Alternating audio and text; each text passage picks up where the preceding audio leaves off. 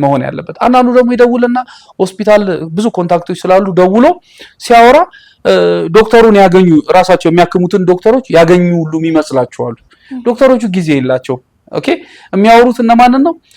ሆስፒታሉ ለማርኬቲንግ እና ሴልስ ወይም ደግሞ ለኮሚሽን ለሚሰራው ሰው ወይም ደግሞ ኮሚሽን አክቹአሊ አይደለም ይሄን ማርኬቲንግ ለሚያሳልጥለት ሰው እነሱ ናቸው የሚያወሩሽ እንጂ ዶክተሮቹ አያወሩሽ። ሜዲኬር ከዛ የሚለየው ምንድነው?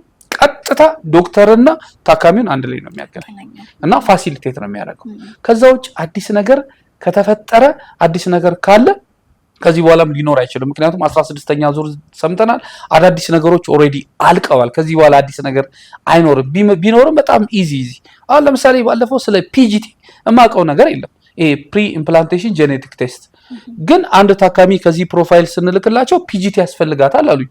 ከዛ ዶክተሯ ጋር ደውዬ ምንድነው ፒጂቲ ስላት ፕሮፋይል ላከችልኝ፣ ሊንክ ላከችልኝ። በደንብ አድርገን ስናነብ ፒጂቲ ኤ ፒጂቲ ኤም ፒጂቲ ኤስአር ስለሚባል የፒጂቲ አይነት ነገረችኝ። ለነማን ነው ፒጂቲ የሚያስፈልገው? ለነከሌ ለኔ አዲስ ትምህርት ነበረ።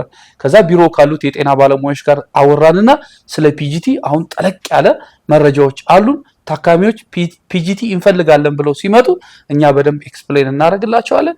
እንደዚህ አይነት ግልጽና የተደራጀ ነገር ሲኖር ታካሚው ሕክምናውን አሳክቶ የማይመለስበት ምንም ምክንያት አይኖርም ማለት ነው። ስለዚህ ይህ ፕሮቶኮል በጣም ወሳኝ ነገር ነው ማለት ነው። እኛ